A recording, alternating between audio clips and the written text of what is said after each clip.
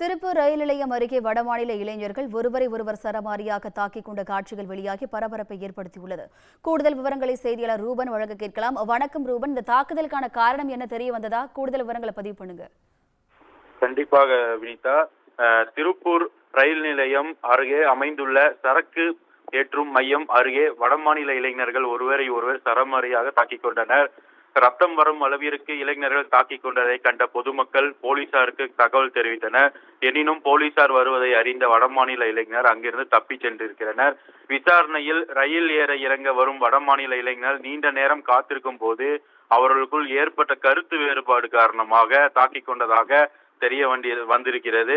இதனால் காவல்துறையினரும் நடவடிக்கை எடுத்து பொதுமக்களிடையே அச்சத்தை ஏற்படுத்தும் விதத்தை தவிர்த்து வருகின்றனர். பொதுமக்களும் காவல்துறையினரை கோரிக்கை வைத்து வருகின்றனர். இது போன்ற அசம்பாவிதம் ரயில் நிலையத்தில் தவிர்க்க வேண்டும்.